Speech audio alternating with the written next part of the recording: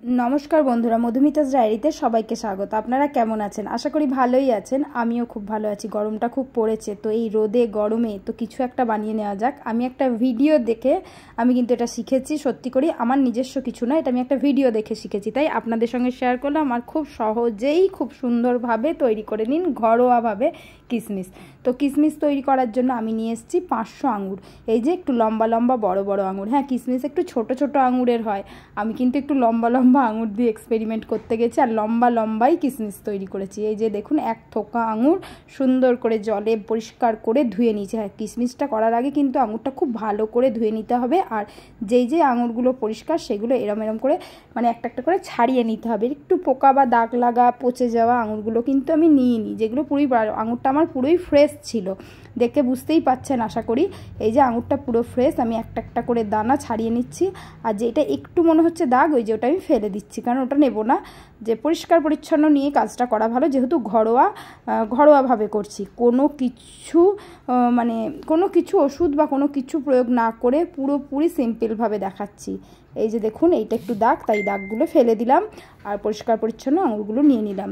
খুবই সহজ, খুবই সরল, মানে যে কেউ বানাতে পারবেন। কিশমিশ বানানো এমন কোনো টাফ ব্যাপার না। এই যে আমার এক বাটি আঙুর রেডি। 2-3 বার করে ভালো করে ধুয়ে এইভাবে জল ঝরিয়ে নিলাম। তারপরে একটা পাত্রে বা গামলায়, আমি তো গামলায় বসিয়েছি, গরম জল। এটার একটাই উপকরণ হচ্ছে গরম জল, আর কিচ্ছু লাগবে না। তারপরে যার কাছে ছালনি থাকবে, ছালনি বলতে এই ফুটো থালাগুলো, এইগুলোই আমার কাছে ছিল। আমি এই থালাতেই হবে, যার কাছে অন্য কোনো পদ্ধতি থাকবে সেই অন্যভাবেও করতে পারেন।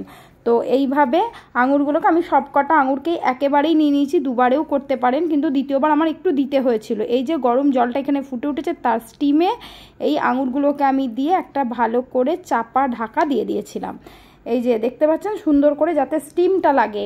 এই গরম জলে কিন্তু আমি ফোটাইনি, এটাই মেন কাজ, একমাত্র কাজ এটাই। এটার মাধ্যমেই আপনার আঙুরটা কতটা কি পেকেছে, মানে সুন্দরভাবে সেদ্ধ হয়েছে, সেটা যে আমি ভালো করে একটা চাপা ঢাকা দিয়ে দিলাম। এটা ঘড়ি ধরে 5 থেকে 7 মিনিট ফোটানোর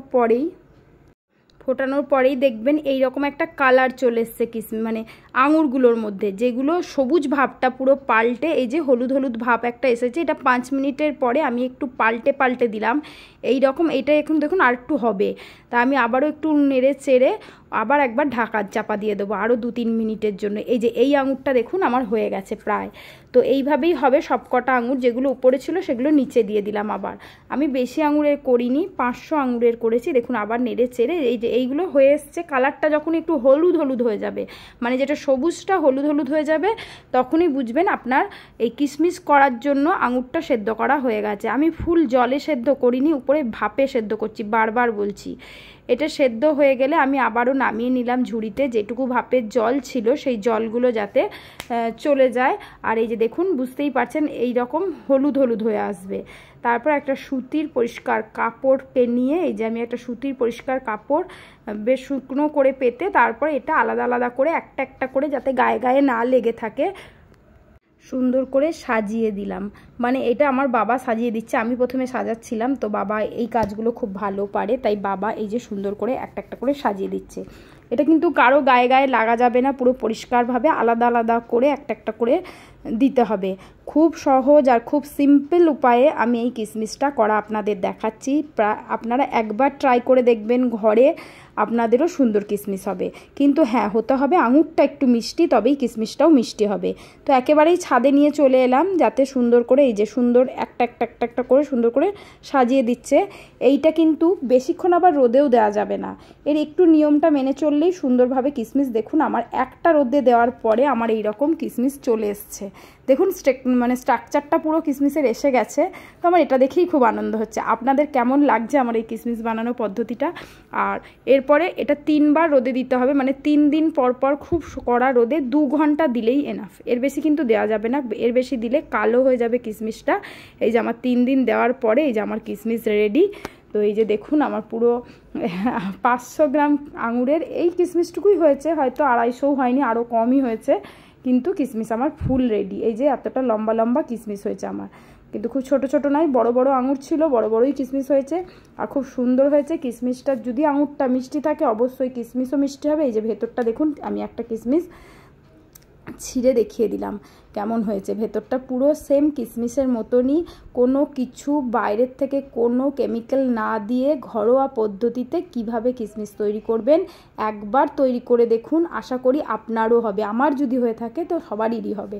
তো কেমন লাগলো ভিডিওটা জানাবেন। আমার এই ঘরোয়া উপায়ে কিশমিশ বানানো ভালো লাগলে লাইক শেয়ার কমেন্ট করবেন, আর যারা সাবস্ক্রাইব করেননি তারা সাবস্ক্রাইব করে দেবেন। এই যে আমার 1 থালা কিশমিশ রেডি, মানে প্লেটে, থালা তো নয় সরি, প্লেটে 1 প্লেট কিশমিশ রেডি। তো 500 আঙুরে যতটুকুই হয় ঘরোয়াভাবে করা, এটাই আনন্দ। কতটা হলো সেটা আনন্দ না, জিনিসটা করতে পারলাম নাকি সেটা আনন্দ। কোনো কেমিক্যাল ছাড়া, কোনো বাইরের কোনো মানে কি বলবো, একবারে অর্গ্যানিক কিশমিশ যাকে বলে সেইভাবেই আমিও তৈরি করে ফেললাম কিশমিশ। ভিডিওটা ভালো লাগলে আবারও বলছি লাইক শেয়ার কমেন্ট করে দেবেন। আজকের মতো এখানেই টাটা, ভালো থাকবেন, সুস্থ থাকবেন, সাবধানে থাকবেন। আর আপনারাও একবার করে ট্রাই করে দেখবেন, এইভাবেই আমার পাশে থাকবেন। যারা আমার ফুল ভিডিওটা দেখছেন তাদের অনেক অনেক ধন্যবাদ। যারা আমার নতুন বন্ধু তারা সাবস্ক্রাইব করেননি, তারা প্লিজ আমার চ্যানেলটাকে সাবস্ক্রাইব করে আমার পাশে থাকবেন, এইভাবেই থাকবেন, আমার সাথে এইভাবেই সঙ্গ দেবেন। আজকের মতো টাটা, বাই।